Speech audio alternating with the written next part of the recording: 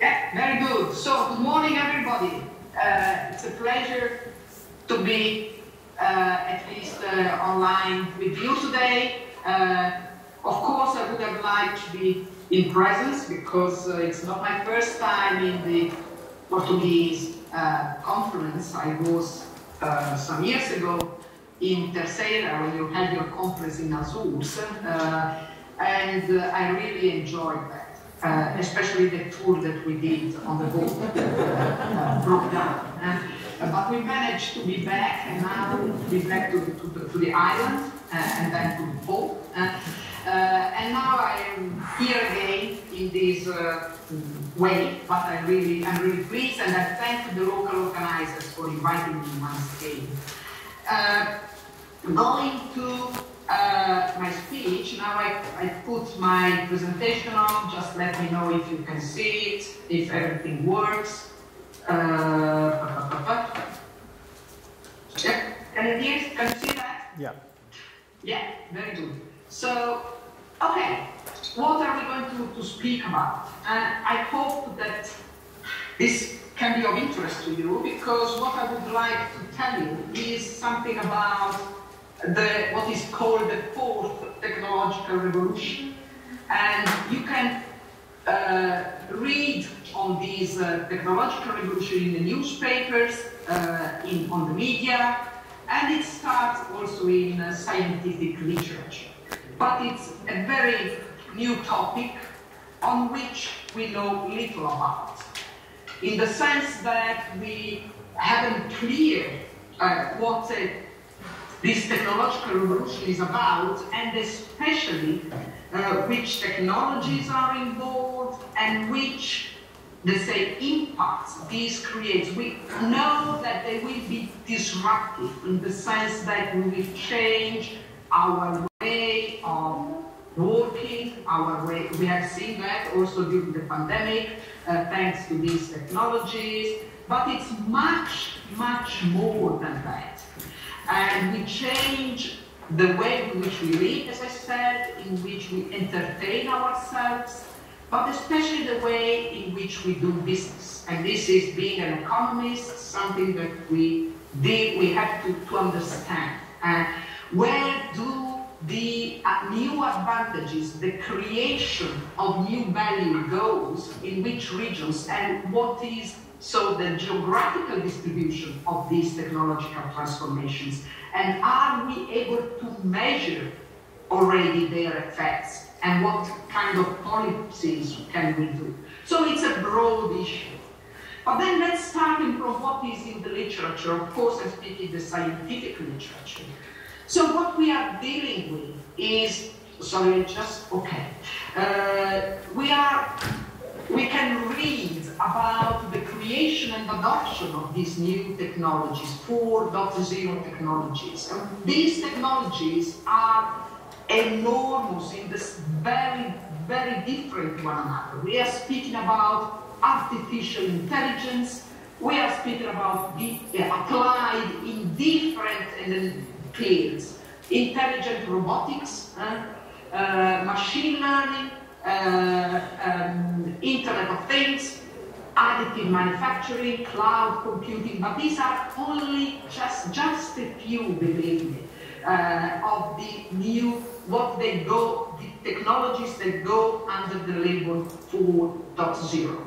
And these technologies, as very good people like Schwab and Reisenskoll and McAfee explain that they are expected to drive pervasive transformation in the economy and society, because they are going to affect drastically the industrial production processes. So we are speaking about smart industry or industry 4.0, the creation of a new delivery of new services, new online services, and we will speak a little bit more on that. And the modernization of traditional activities that switch to digital business models. However, so this is something that is in the literature, but what is totally missing and largely neglected up to now are the territorial dimensions and consequences of these technological transformations.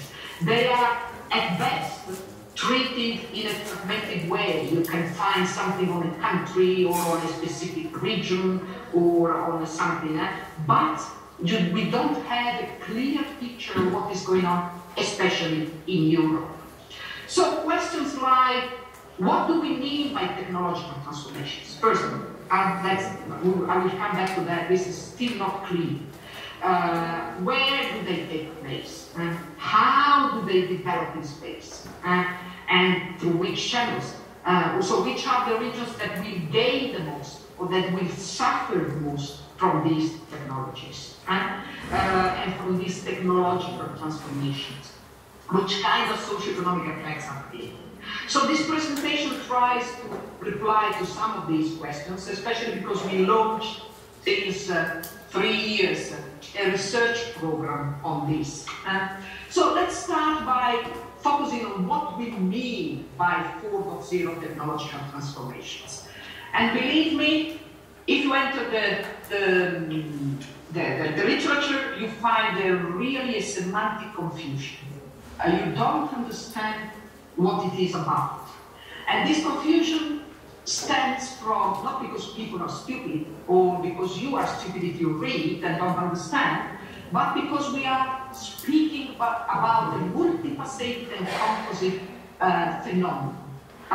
And this comes from the fact that we speak about multiple technologies. As I said, I gave examples, but you can have a much broader list, a very vast list of these technologies that lead to multiple phenomena and multiple transformations in the industrial field, but not only, in the what is called servitization, so the field of providing new forms of digital services, like we are going towards a sharing economy and a digital service intermediately supplied. So all these phenomena change our lives and the way value is created. In fact, all these types of transformations, and we have to be clear on what we speak about, because these transformations involve different actors, identify new sources of value creation, and affect differently the society and the economy, with both positive and negative spatial consequences. So, first of all, we have to clarify that we have to look for analysis in two completely different domains. One is the transformation, what is happening in the market of new technologies, which means the invention of these technologies, of these new technologies. Where does this invention takes place and what is, let's say, the condition under which this happens? And then the transformations that take place through the adoption and or production of these new technologies. These are two completely different stories. Let us start with the first one. What is happening in the market for new technologies. And what is happening is something very, very drastic. Because the new digital technologies that you can invent, I give you some examples for those of you who are not familiar with what and very, very simple examples. If you invent a new app, which can, application, a software application that you can use for a new service, you can do that with the recombinations of different knowledge, of previous knowledge that you can have as a software analyst or as a, but you don't really need a lot of R&D activities. What you need is talent and creativity. And these are the main inputs you need.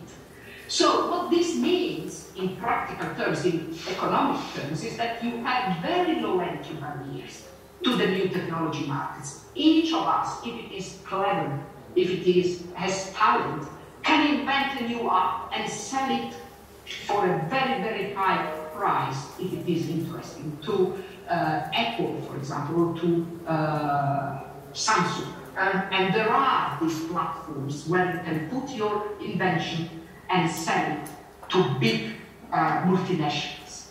So the follow-up of these is that you have new digital businesses that are created by a marginal cost that tends to zero. So you don't have a huge marginal cost to invent a new business. You invent a new app for a new service, and then you invent a new service and invent a new business for a vast market. So a market, you create a market with enormous profit margins, as it's called a superstar's compensation. You can, if you manage. You have disproportionate rewards for the top performers in the market. And this is very important. So very low R&D costs, very high profits. And moreover, these winner-takes-all markets exist for an infinite type of markets. So it doesn't mean that if you invent an app, you cover everything. You can invent several apps and create several markets. So in each market, only a few leaders excel, excluding all others. Yet there is no automatic ceiling to the number of digital markets that you can create. Enlarging business opportunities to everybody. So the result of that is that we have a myriad, a high number of new, agile, and innovative firms that penetrate the market and that compete with large traditional incumbents, which are obliged to cross their industry boundaries. So you have, a large automotive company that enters the software market or vice versa, by leveraging their customer base, infrastructure and technology, and reacting to newcomers competition.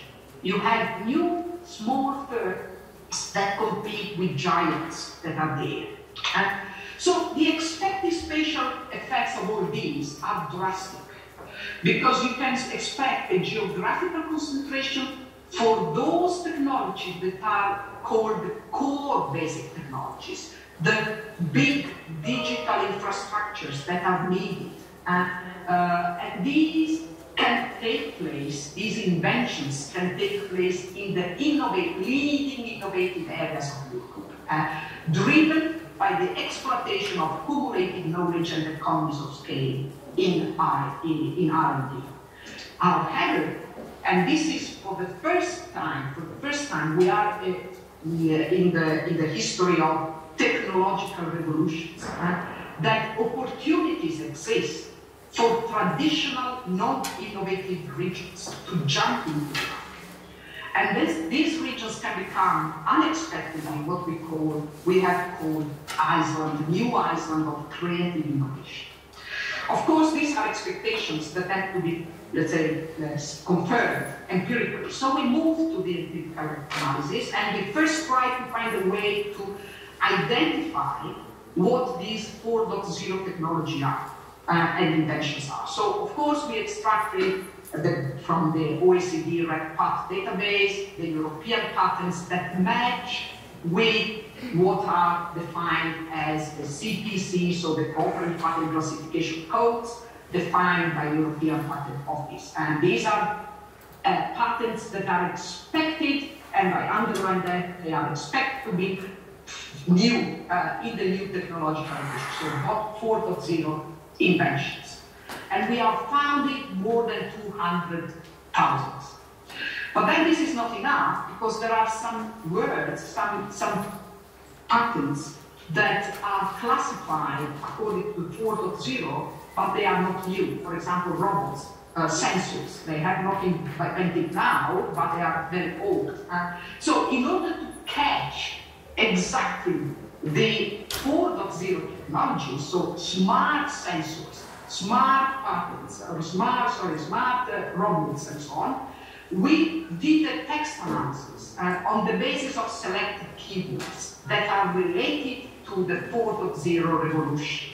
And this selection was made by Delphi study, so I don't enter the details, but thanks to this selection, we had at the end more than 20,000 patents, and out of the 200,000 that we had considered before. And these numbers are similar to a study of the European Patent Office that if you can find it on internet. So, but unfortunately, the European Patent Office does not provide you with the data, so we had to rerun the whole story because of that. So at the end, we had maps of the different types of patents, so where inventions take place. And if we look at the 4.0 patents without applications, so you can distinguish them according to the degree of applications that they have, you can see that between this period, then we can have it a more recent period, but that's the one we got here. You can see a strong concentration in traditional inventing regions in Europe. If we go for the invention that are recombination of previous and are applied, so they are applications to something, then the picture looks quite different. Because, and this can be compared because the ranks, the intervals are the same. So you can see that the phenomenon is much more, there is a much more diffusive trend for application-oriented inventions. So the story is there.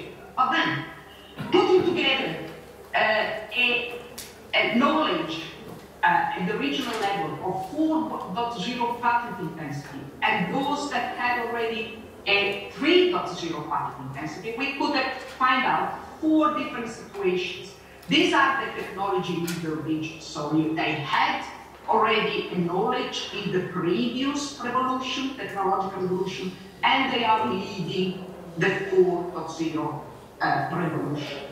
Then we had the opposite situation that we call the low-tech regions, where they miss both of them, and this is the EU average, I forgot to say, we have the. But then we have a situation where we have regions that in reality fall behind the innovative ladder because they were, let's say, leaders in the 3.0 patent intensity, in 3.0 regional technological revolution, but they are not yet leaders in the present one. And we have instead what we call the island innovation. So regions that, despite they miss knowledge of the previous technological revolution, they lead the pattern in the present revolution. And this is the map. So what is of interest to us are the island innovations. So the brown ones here, or the orange ones, depending on how you see how in any case these ones.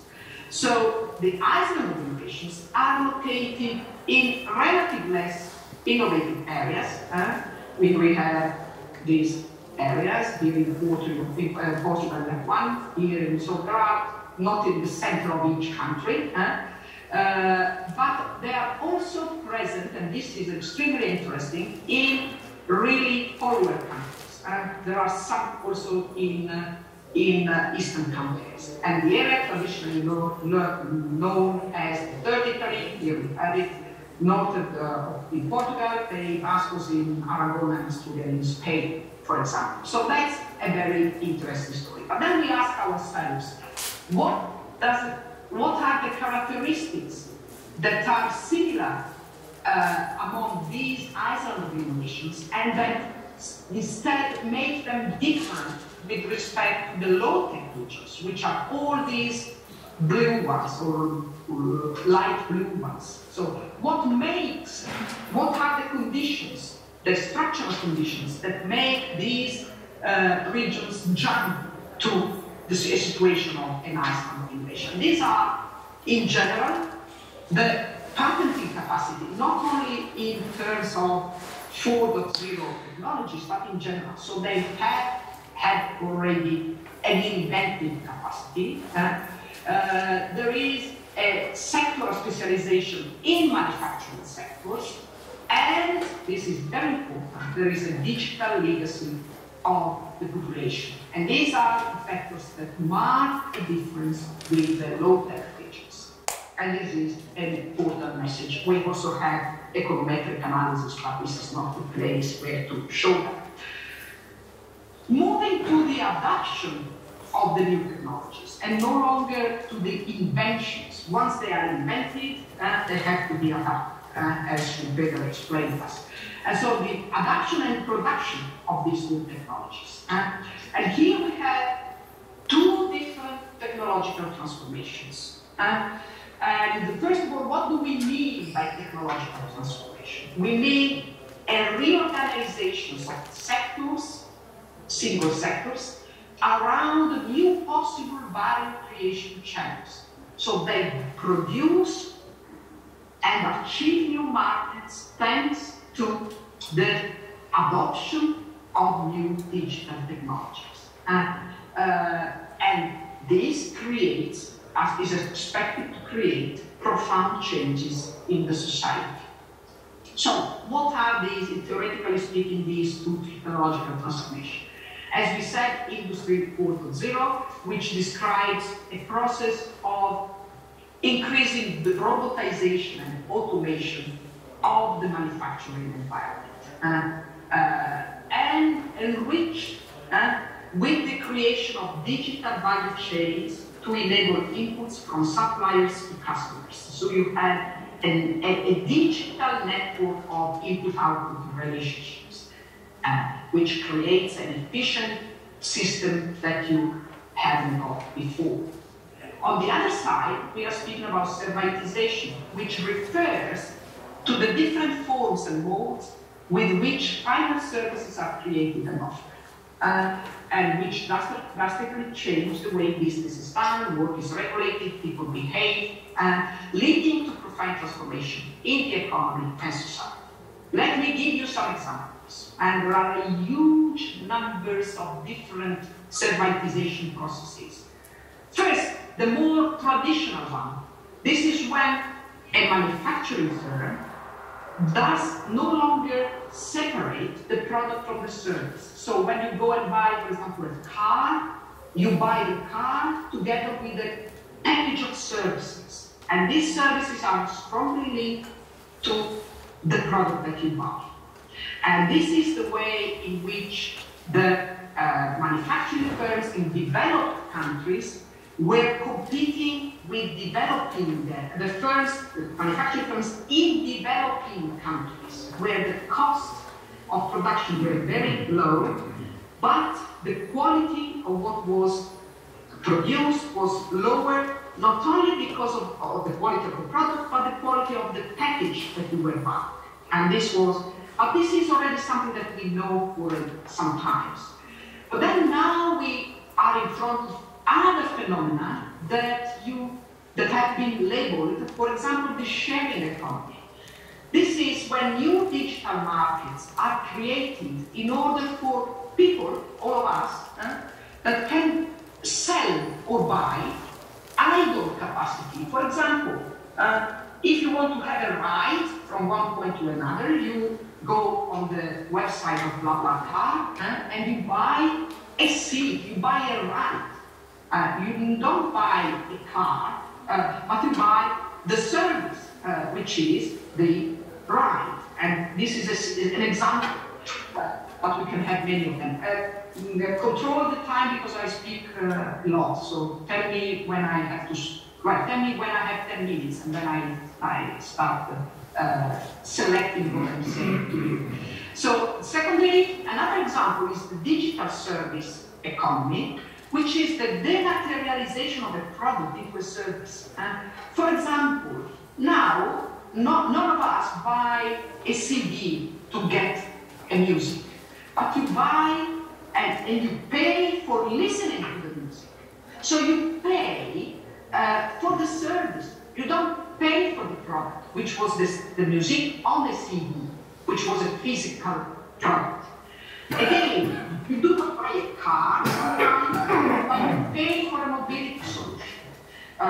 So again, this is a dematerialization of the product, and you go for the service. So what? The fact is that these new modes of business are expected to create enormous advantages.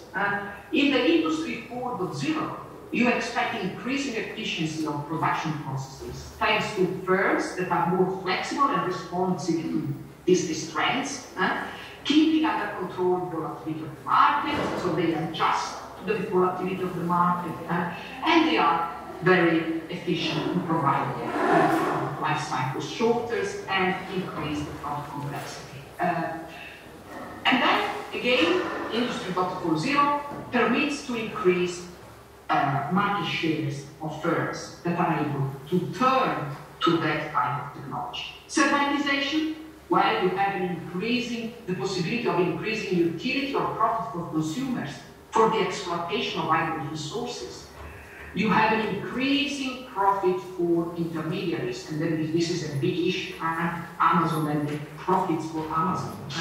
But also the increasing market shares of local firms when they enter this new technology, e-commerce and so on. So all these has to be, let's say, can be reflected in higher productivity and efficiency at the regional level for those regions that host these technological transformations. So we wanted to find a way to map where these technological transformations take place.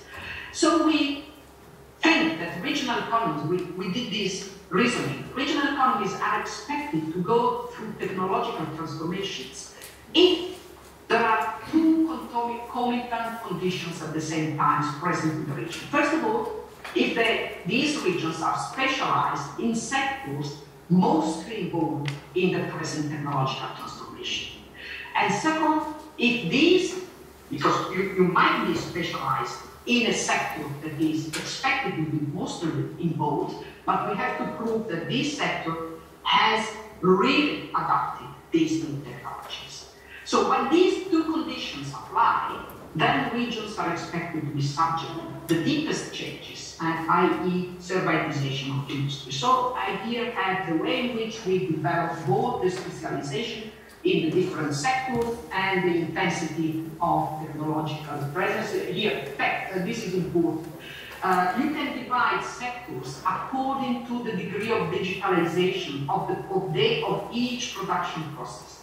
And according to this digitalization, degree of digitalization, we grouped the different sectors, both in the manufacturing sectors and in the service sectors, in three distinctive groups.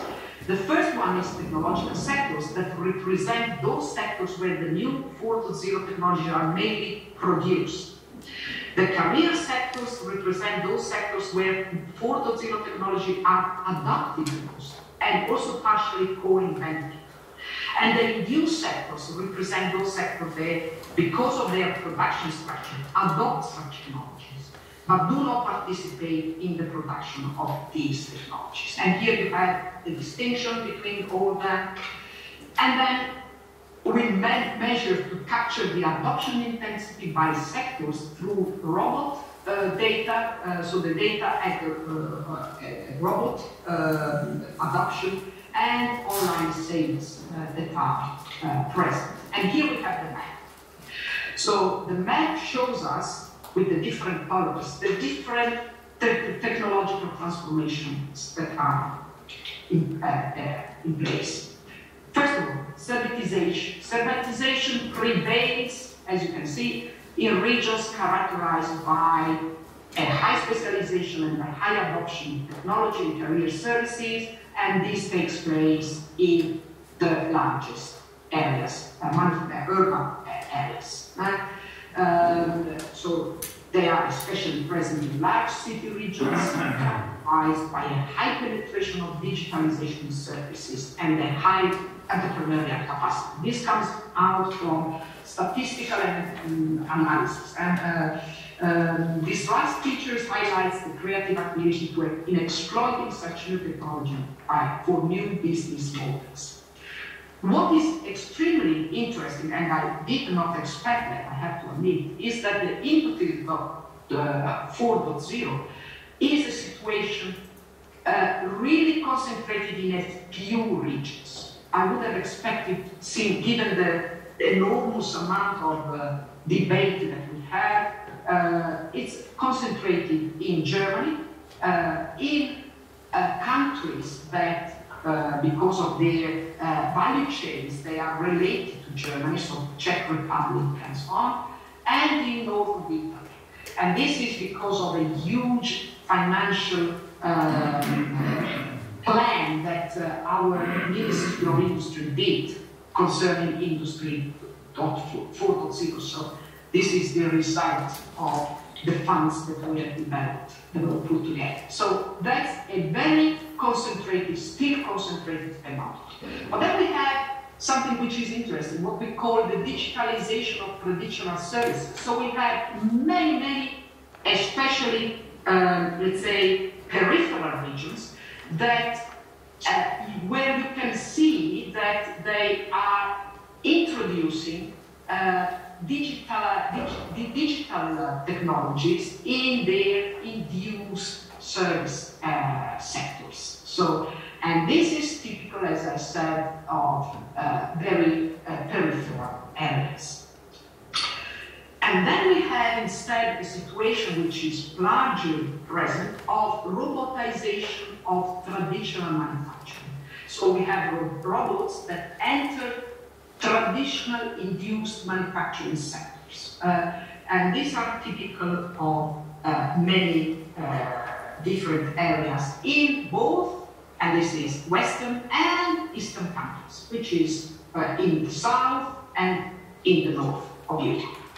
And then we have what we call niches of robotization patterns, because here we have regions in which technological transformation takes place only in small industrial niches. So you have a very tiny and very small industrial sectors where these new technologies are adopted. So there are niches of robotization. And so we had a very fragmented picture of Europe.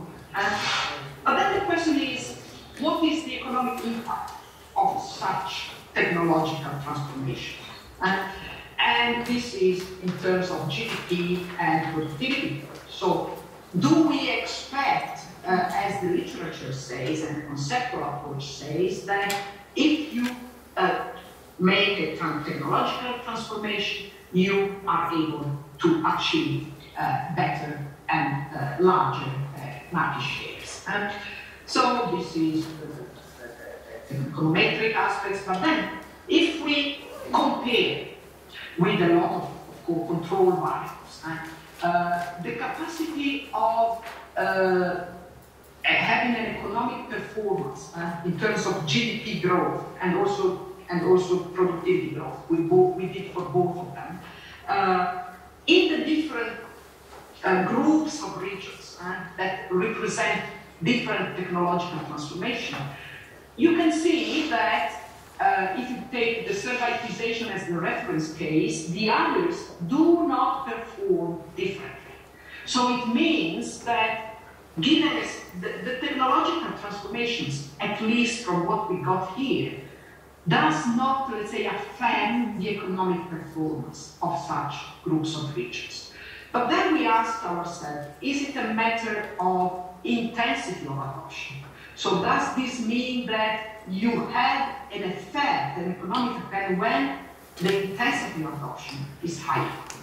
And by doing that, we measure the marginal effects of introducing new robots on an additional robot per employee on regional GDP growth.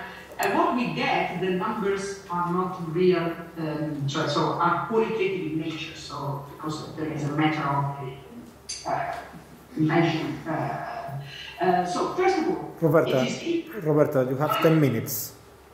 10 minutes. Yes. 10 minutes. Okay, thank you very much. So I count.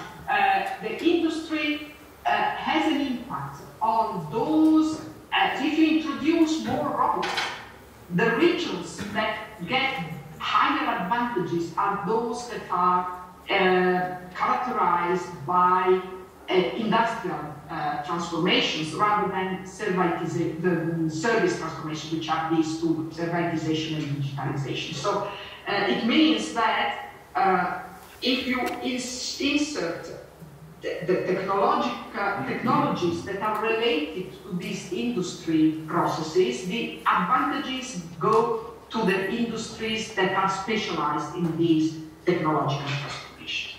Instead, we have also that the high advantages in technology sectors we have high advantages in those that are the induced sectors, so that they only adopt and don't produce and don't use it. So we think that this is because we have a lot of non-routinized activities that can be automated in these types and so this is the way in which you have advantages. In terms of instead marginal effects, if you increase the digitalization in service activity, in the economy, you get advantages, first of all, in all types of not only in the ones that are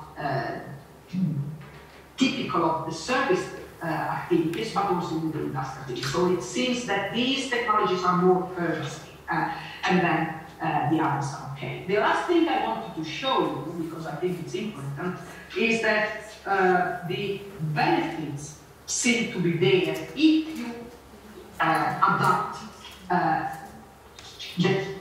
adopt these technologies with a high intensity. But then we also have to speak about the costs. And the cost of the adoption of these technologies are especially linked to the labor market. In terms of displacement of manual workers with automation, so you replace jobs with robots. You have creation of cognitive workers, so elite jobs, you create elite jobs, new technicians that can make the robots working, and you can create also manual workers, what it is called the gig jobs or the gig economy, which is all these riders that go on the street with a bicycle in order to deliver pizza. In Italy, we have streets full of these poor people that are paid nothing, and so on and so forth. So manual workers are there, but this is also interesting. And the consequences are a de-skilling or upskilling, depending on which trend is the strongest on the labor market. And this is the map with, then I'll show you where you can find the details, but we have a very differentiated picture in terms of impact on the labor market. You have in red where you have both, so the drastic situations, where you have the displacement of both cognitive and manual jobs. And this is where you lose jobs that are highly skilled and jobs that are low skilled. And this is where a lot of the transformations take place in Germany and in some parts of Italy, and this is in the north of Sweden Sweden and Finland. And I have to admit that I don't know these countries so well to say why. But then we have the displacement only of cognitive jobs, which are very few here in these parts. But what I would like to signal, and I should have started with that, is the moderate job changes, which is in all Eastern countries. We still have a very moderate job change. So you don't really lose much jobs, even if you have very important transformation, digitalization, but especially robotization of the manufacturing activities. We have some de-skillings in some space and creation of gig jobs, which is in the peripheral areas, most of them, which is again linked to this phenomena of digitalization of services and e-commerce that creates all these sort of new jobs. So conclusions. Let me say that the European regions show a large heterogeneity of transformation processes. They are very different. Opportunities exist that should not be lost for non-core regions to climb the innovation ladder.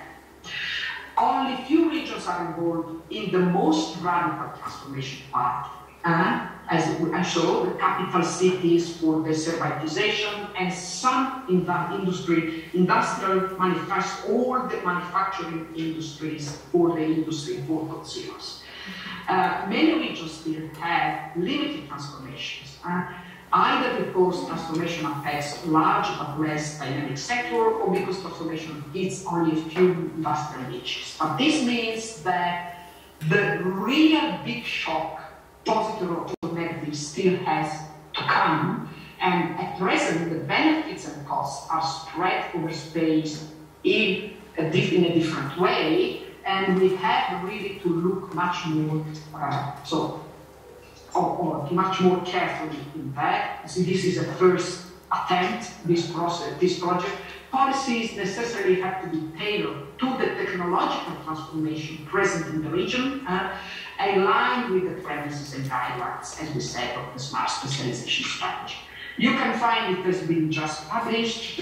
The book by myself and Camilla Lacy is the author of this big research that deals with all the technicalities, econometric analysis, statistical analysis, other maps, and how we arrive to these transformations, to these taxonomies, different taxonomies. It's there if you are interested. And thank you very much for your attention. Thank you.